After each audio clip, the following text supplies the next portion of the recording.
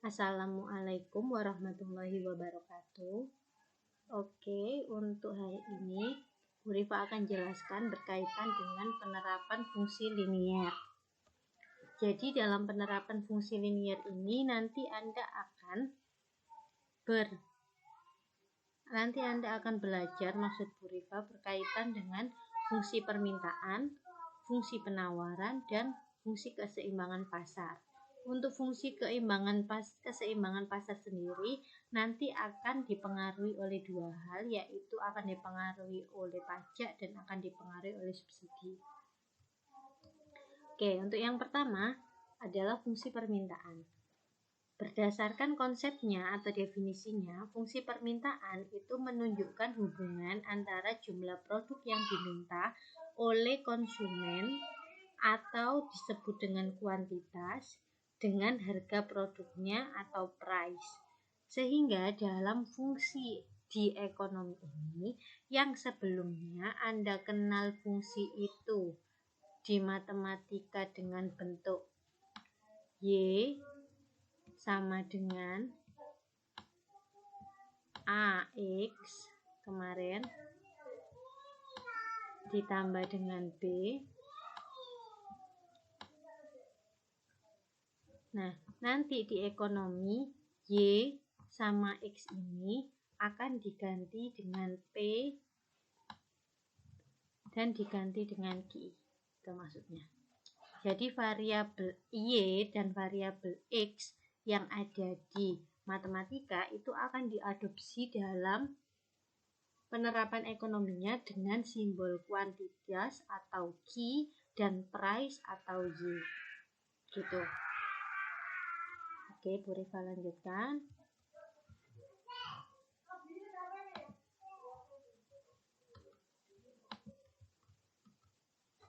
Nah, di dalam teori ekonomi, fungsi permintaan sendiri itu memiliki makna atau memiliki spesifikasi bahwa jika harganya itu naik atau price-nya itu naik, maka jumlah barang yang diminta itu turun.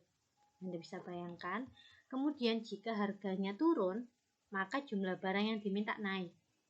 Jadi kita misalkan saja fungsi permintaan itu dikonsepkan atau digunakan oleh konsumen.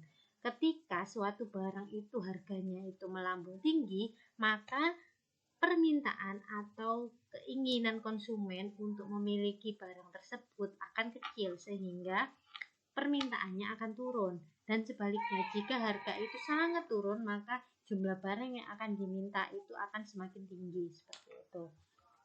Sehingga untuk grafik fungsi permintaan itu yang kemarin Bu Rifa jelaskan di matematika murninya, dia akan memiliki gradien yang negatif. Nah, kita tahu bahwa kita recall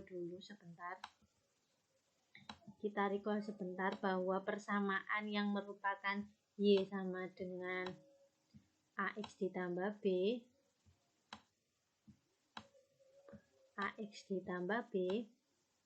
gradiennya itu kan yang ada di depannya X ketika bentuknya eksplisit ini. Nah, dalam fungsi permintaan, gradien yang ada di depannya X itu dia akan memiliki nilai yang negatif, sehingga nanti fungsi permintaan itu bisa berbentuk seperti ini. Nah, fungsi permintaan akan sebuah barang X ya, itu bisa kita simbolkan atau bisa kita tulis bentuk umumnya dengan QX sama dengan A dikurangi BPX. Ketika bentuk fungsi itu variabel bebasnya merupakan variabel P, atau dengan kata lain kuantitasnya itu menjadi variabel terikat.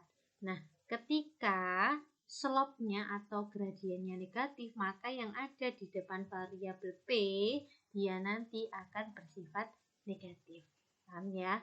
Atau ketika nanti persamaannya itu yang menjadi variabel terikatnya P dan menjadi variabel bebasnya itu Q, maka dari persamaan ini X yaitu sama dengan A per B dikurang 1 per B QX.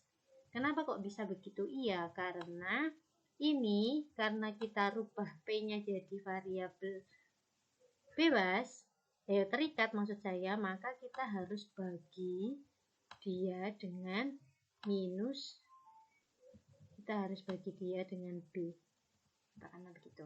Kan P-nya pindah ke sini, Q-nya pindah ke sini. Berarti B-nya itu akan membagi A dibagi B dan 1 per BQ.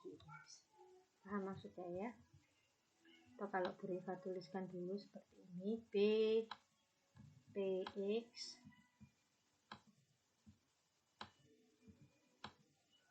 sama dengan A dikurangi QX.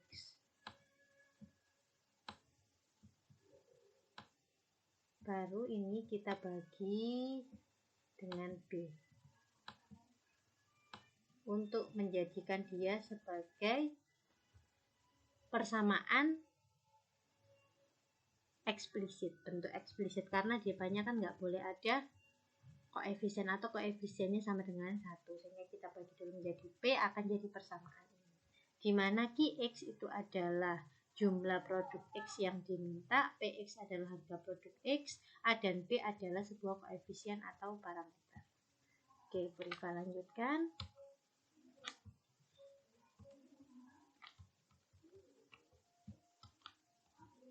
Nah, ini adalah grafik sebuah fungsi permintaan. Kita nanti bisa gambarkan fungsi permintaan ketika Bu Rifa punya P sama dengan 15 minus Q. Dia merupakan sebuah fungsi permintaan karena slope-nya atau kemiringannya negatif, yaitu sebesar minus 1. M-nya itu sama dengan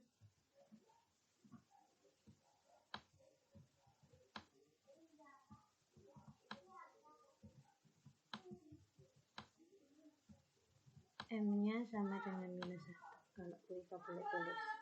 Oke, karena M-nya minus 1, maka dia sebuah fungsi permintaan. Nah, jika Anda nanti ditanya bagaimana grafiknya, maka Anda harus bisa jawab. Cara mencari grafik, Anda harus cari melalui titik potong 2 sumbu.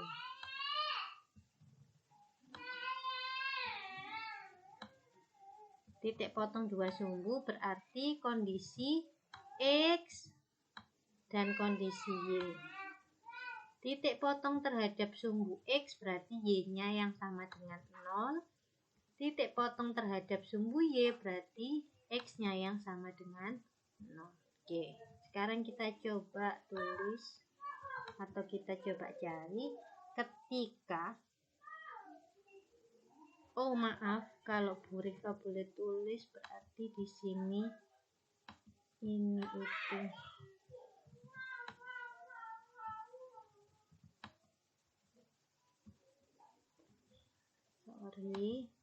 Ini itu Q ya, yang sebagai X, ini adalah P. Oke, begitu. Oke, sekarang kita akan coba hitung posisi ketika jika P sama dengan 0. Berarti kita punya persamaan P sama dengan 15 minus Q. Maka jika P-nya 0 berarti kita tulis 0 sama dengan 15 minus Q. Berarti Q-nya itu sama dengan 15. Oke. Kemudian jika Q-nya yang sama dengan 0, maka P sama dengan 15 minus 0. P sama dengan 15. Sehingga kita bisa tulis di sini, maka koordinat Q, P itu sama dengan 15,15. Nah, kita bisa tulis di sini, kita cari maaf, Bu Rifa salah. Maka Q, P jika Q-nya 0,15, kemudian maka Q, P jika Q-nya ya. Oke, jadi di sini Bu Rifa bisa tuliskan bahwa koordinat ini adalah koordinat 0,15 dan koordinat yang letaknya di sini adalah koordinat 15,0. Itu adalah hasil perhitungan dengan menggunakan titik potong pada sumbu P dan titik potong terhadap sumbu Q. Nanti Anda bisa coba. Oke, Bu Rifa lanjutkan.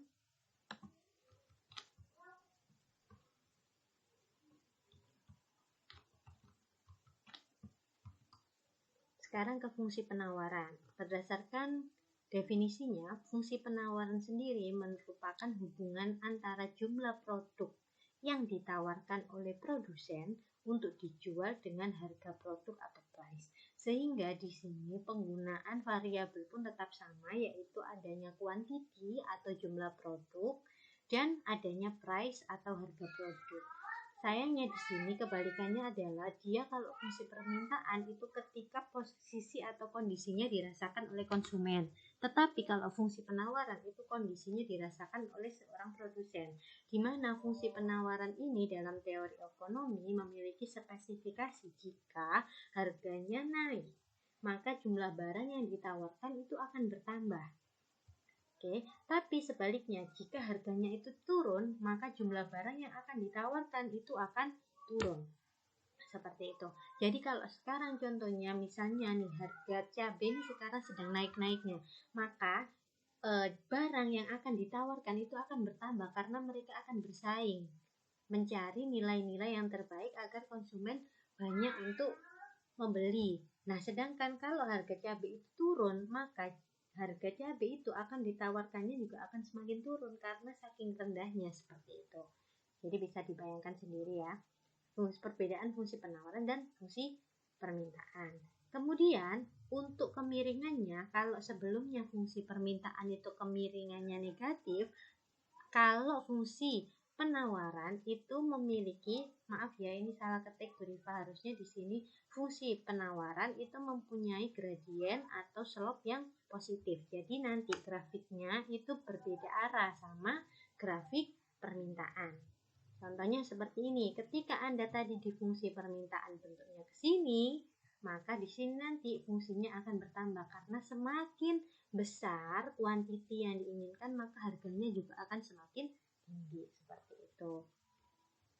Oke, untuk bentuk umumnya sendiri, fungsi penawaran itu memiliki bentuk umum yang mana ketika variabel P atau price itu menjadi variabel bebasnya, maka kemiringannya yang ada di depannya atau koefisiennya itu adalah positif. Dengan bentuk QX sama dengan minus A ditambah BPX. Atau ketika variabel P menjadi variabel terikat, seperti tadi sebelumnya yang saya jelaskan, maka Anda harus membaginya dulu dengan B. Walaupun dibagi karena posisinya itu adalah positif pada Q, maka dia juga disebut sebagai fungsi penawaran. Kalau Anda bingung seperti tadi, Anda rubah dulu dalam bentuk PX. Jadi minus BPX itu sama dengan minus A dikurangi QX. Nah, setelah Anda dapatkan seperti itu, maka Anda di sini nanti bagi dengan minus B. Kalau sudah dibagi dengan minus B, maka negatif A dibagi dengan negatif B jadinya A per B. Negatif 1 QX dibagi dengan negatif B jadi positif 1 per B QX. Dengan ketentuan seperti tadi bahwa QX adalah kuantitas atau jumlah X yang ditawarkan, PX adalah harga produk X, dan A dan B adalah sebuah parameter atau koefisiennya. Seperti itu. Oke. Rifa lanjutkan, ini adalah fungsi penawaran salah satu contohnya, di mana kemiringannya yang Anda lihat, kemiringannya di sini dia bersifat positif. Kalau Anda mau cari grafiknya sama seperti tadi, Anda cari menggunakan titik potong terhadap sumbu P dan titik potong terhadap sumbu Q. Oke, untuk selanjutnya yaitu keseimbangan pasar. Jadi keseimbangan pasar di sini definisinya merupakan pasar suatu barang itu dikatakan mengalami equilibrium atau seimbang jika jumlah barang yang diminta sama dengan jumlah barang yang ditawarkan. Jadi persamaan yang ada di fungsi permintaan itu harus sama dengan persamaan yang ada di fungsi penawaran. Paham? Sehingga QD sama dengan QS atau harga barang yang ditawarkan sama dengan harga barang yang diminta. P demand sama dengan P surplus atau price demand sama dengan price surplus. Sehingga grafik yang nanti akan Anda buat adalah dalam grafiknya nanti Anda akan mengkolaborasikan kalau kata saya atau mempertemukan grafik dari sebuah fungsi permintaan terhadap grafik dalam fungsi permintaan. Nah, dalam dua grafik ini atau sebelumnya yang disebut Burifa di matematika murni dalam pertemuan sebelumnya, dia adalah hubungan dua garis linier, ya kan? Atau hubungan dari persamaan linier atau dua garis itu kan terjadi sebuah titik potong. Nah, titik potong yang ada di sini letaknya, di mana di sini adalah pertemuan antara koordinat titik Q dan koordinat titik P, dia adalah sebuah fungsi keseimbangan pasar atau sebuah titik equilibrium. Gitu. Jadi di sini nanti merupakan sebuah titik equilibrium atau titik keseimbangan pasar maksud Rifa. Oke, kita masuk di contoh kasusnya dulu. Anda baca boleh, fungsi permintaan terhadap suatu barang itu dinyatakan dengan persamaan P sama dengan 15 minus Q, ya. Sedangkan fungsi penawarannya dinyatakan sebagai 2P sama dengan 3 ditambah Q. Gambarlah grafik kedua fungsi tersebut dalam satu sistem koordinat kartesius. Kemudian tentukan berapakah jumlah barang dan harganya dalam keseimbangan pasar. Kemudian tentukan koordinat titik keseimbangan pasar atau titik equilibriumnya. Kita jawab kasusnya di sini. Jadi saat menjawab Anda perlu menentukan dulu apa yang diketahui. Ya, pertama itu diketahui fungsi permintaan atau PD. Fungsi demand yaitu 15 minus Q. Dan fungsi penawaran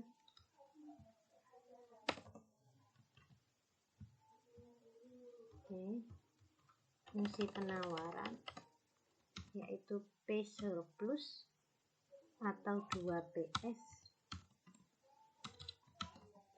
itu sama dengan 3 plus Q. Oke, kita jadikan dulu fungsi permintaannya sebagai fungsi eksplisit, berarti PS itu sama dengan tadi sini ya, boleh di sini aja. PS itu sama dengan 3/2 ditambah setengah Q. Itu ya, paham ya? Oke, kemudian yang ditanya untuk A, grafik kedua fungsi. Kemudian yang B,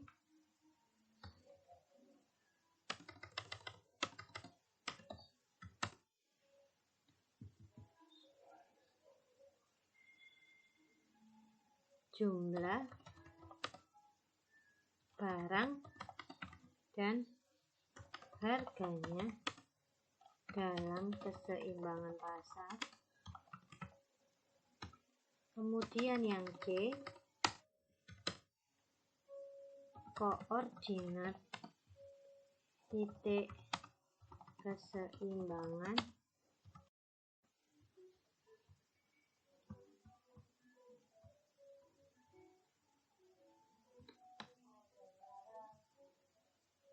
Oke, jadi di sini jawab untuk yang A dulu. Kita cari grafiknya melalui tipot setiap sumbu. Yang pertama, untuk grafik PD yaitu sama dengan 15 minus Q, ya, kita bisa buat dengan kotak yang seperti tadi.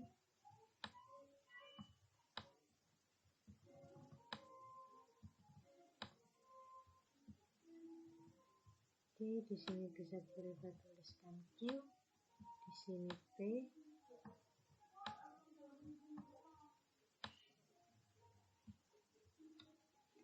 ya.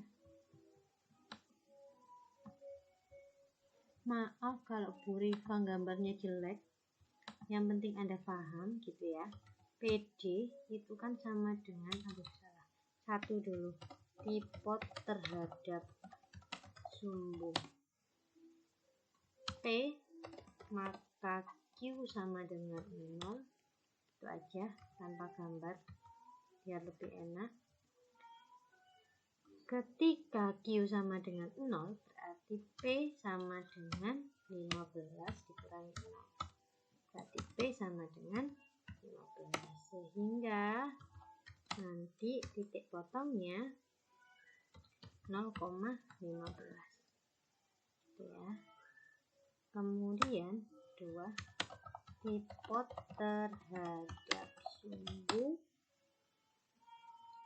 terhadap sumbu Q, maka P-nya yang sama dengan 0. Kita punya persamaan P sama dengan 15 minus Q. P-nya yang 0 berarti sama dengan 15 minus Q. Q sama dengan 15. Sehingga kita punya persamaan di sana 15,0. Oke, kalau Bu Rifa boleh gambar, berarti Bu Rifa akan punya gambar seperti ini.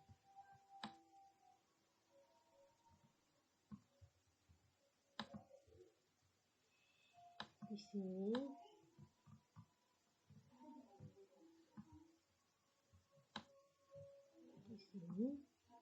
ini Bu Rifa tulis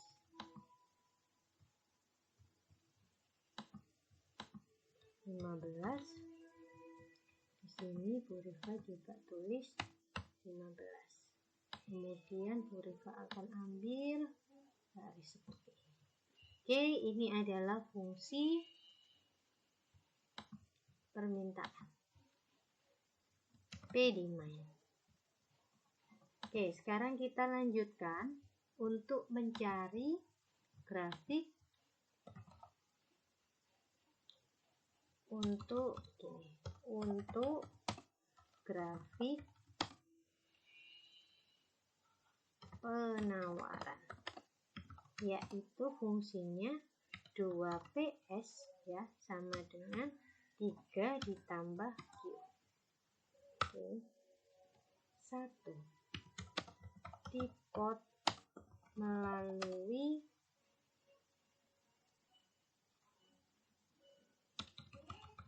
terhadap sumbu P, maka Q-nya yang sama dengan 0. Berarti ketika Bu Rifa punya 2 PS, yaitu sama dengan 3 ditambah Q, yang mana Q-nya 0, berarti 2PS sama dengan 3, PS sama dengan 3/2. Jadi Bu Rifa punya persamaan 0,3/2. Oke, sekarang tipot terhadap sumbu Q, maka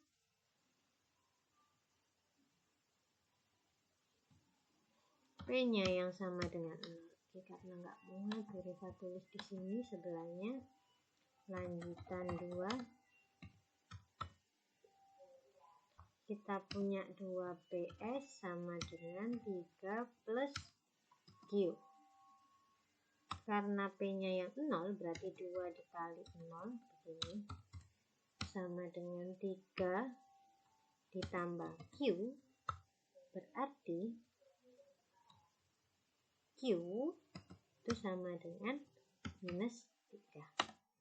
Kita punya persamaan di sini minus 3,0.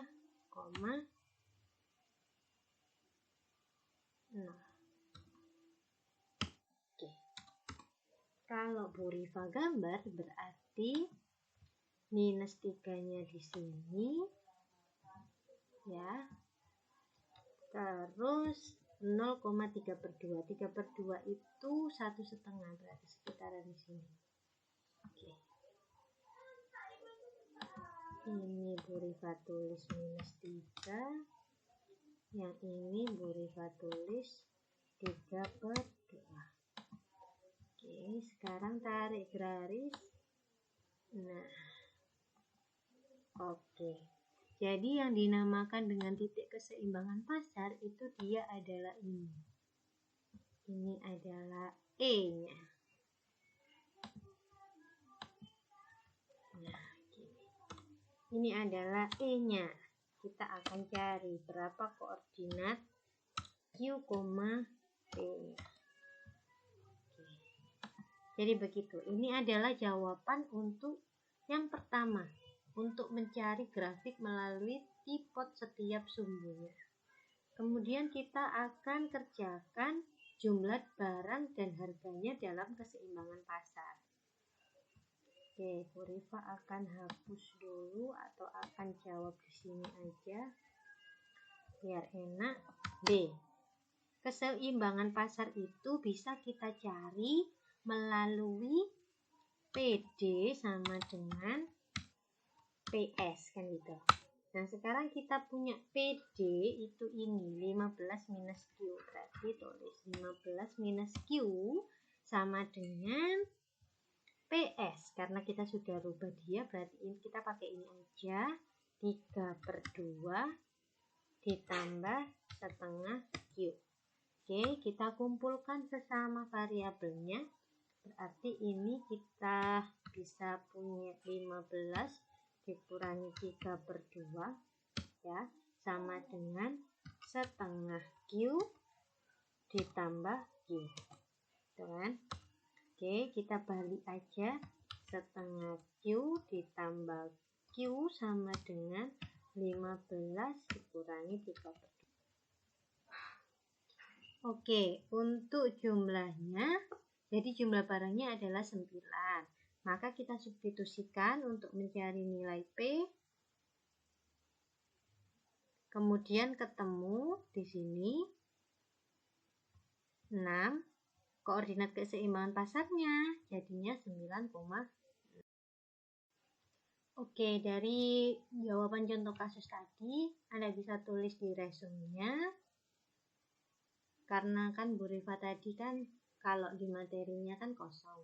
Jadi nanti di resume Anda harus Anda lengkapi dengan tata cara untuk menjawab contoh kasus ini. Untuk video dalam penerapan fungsi linear ini akan Bu Rifa buat 2 sesi. Untuk sesi pertama cukup sampai di sini. Nanti akan ada video berikutnya yaitu tentang keseimbangan pasar dengan pengaruh subsidi dan pajak. Untuk kasus keseimbangan pasar 2 macam barang, Anda bisa resume dan Anda pahami sendiri. karena itu di situ ada langkah-langkahnya setiap pengerjaan, dan itu mudah kalau Anda memahami langkah-langkah yang tadi diselesaikan oleh Bu Rifa. Jadi di video selanjutnya nanti Bu Rifa akan berikan tentang pengaruh keseimbangan pasar dari subsidi dan pajak. Oke, demikian untuk sesi 1 video penerapan fungsi linier dalam dunia ekonomi dan bisnis. Untuk selanjutnya Bu Rifa akan share sesi yang kedua. Terima kasih. Wassalamualaikum warahmatullahi wabarakatuh.